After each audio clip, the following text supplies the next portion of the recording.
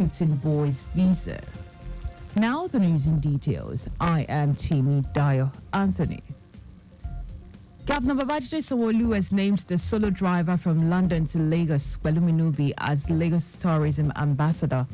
Governor Sanwo-Olu also gifted out a house, a branded lag ride vehicle with customized number plate, Nubi Niger. The governor made the announcement when Pelumi Nubi, her parents, and Vice Chancellor of the University of Lagos, Professor Folashade Ogunshola, paid him a courtesy visit at Lagos House, Marina. According to the governor, it is not about the gifts, but to encourage more girl child break the barrier and compete favorably with their male counterparts in that sphere of life. So as I speak and talk about Pelumi, it's really to speak about the girls and the young boys that are out there. That indeed you cannot allow drugs, you cannot allow defeat, you cannot allow low lines to form your world, to form who you are or what you be.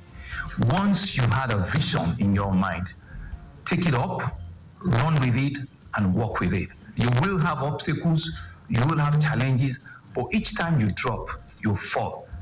Get up again and say that normally when I achieve that vision that I've set for myself, I'm not going to stop. Governor Sanwo-Olu urged Pelumi to use a platform to showcase the rich cultural values and artistic nature of Lagos to the world, which are part of a responsibility as Lagos Tourism Ambassador. In a response, the solo driver, Pelumi Nubi, who could not contain tears of joy, appreciated Governor Babajide Sanwo-Olu for the gesture and promised that the end of our solo trip will gear her up to promote the African continent, Nigeria and Lagos especially, being the commercial nerve center of the country. It blows my mind. I'm so grateful. Honestly, I feel so blessed. I feel so blessed to be a Lagosian. I feel so blessed to have done this London to Lagos road trip. And honestly, my sincere thanks to the governor, to the president, and to everyone that's made this happen. Thank you so much. The chairperson Nigerian Diaspora Commission, Abike Dabiri Erewa, commended Pelumi for her bravery, stating that our car for the trip will be placed in Lagos Museum. The Lagos State government says it will continue to build an enduring relationship that is mutually rewarding, as well as advance bilateral engagement with the United States in order to make life a better one for its citizens. Sanwo-Olu said this when he received the United States of America Consular General William Steves at Lagos House, Marina.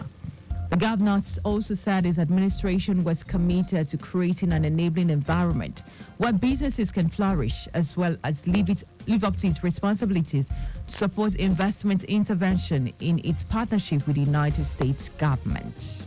It's really around ensuring that the current relationship that we have, especially with some of the U.S. agencies, right, we can order things, further the cautions and collaborative efforts where the savings can go on, where we see gaps, there are one or two concerns that we share with me.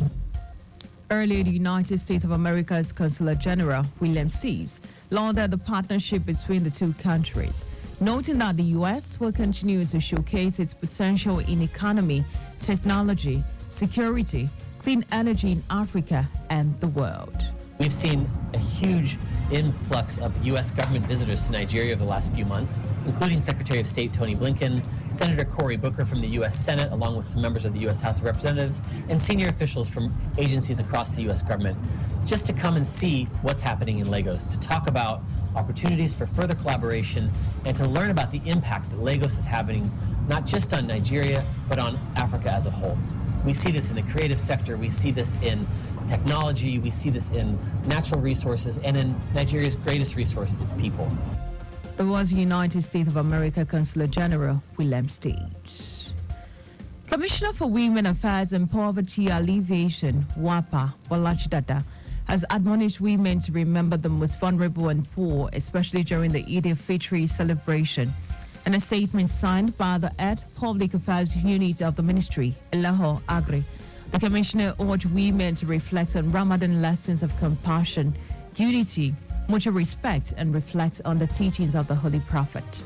But I expressed hope that the holy season would ensure peace prevail everywhere and wish all Muslim faithfuls and Lagos residents a peaceful and joyous celebration. Lagos State Fire and Rescue Service has initiated a comprehensive operation to contain the fire outbreak at 48 Breadfruit Street, Akpogwon, Lagos. The fire, which originated from the second floor of a three-story building housing various airways, prompted a swift and coordinated response from multiple fire crews, including those stationed at Ebuti Elefen, Igomu, Dolphin, and Alausa, as well as the Federal Fire Service. In a statement, the Director of Lagos State Fire and Rescue Service, Margaret Adeshaye, explains that despite challenges posed by the difficult terrains and heightened concerns among traders, the fire has been successfully extinguished, preventing its spread to the adjacent properties and salvaging what remains of the affected structure. Adeshaye said there was no casualty and the cause of the fire is attributed to careless handling of a generator. And now to the rest of the stories. The Inspector General of Police, Olukayode Egbetokun, has assured all citizens and residents in the country that Nigeria Police has taken proactive measures to ensure the safety and security of every individual during the Eid al-Fitr celebration. Egbetokun, who facilitated Muslims, called for strict adherence to security measures. Police Public Relations Officer Olumuyiwa Adejobi made this known in a statement on Monday. Adejobi added that Egbetokun has ordered the deployment of officers to Eid prayer grounds and recreational centers in order to assure citizens of commitment to safety during the celebration.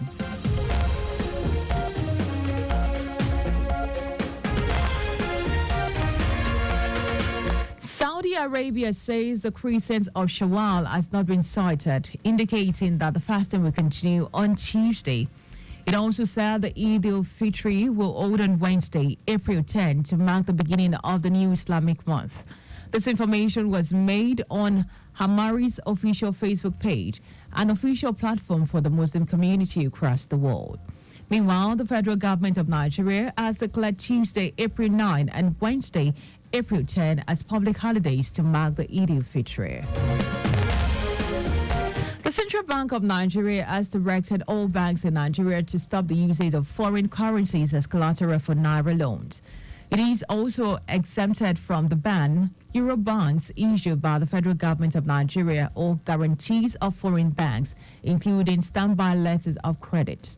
Director, Banking Supervision Department, CBN, Adetana Adedeji, said the bank has observed the prevailing situation where bank customers use foreign currency as collateral for Naira loans.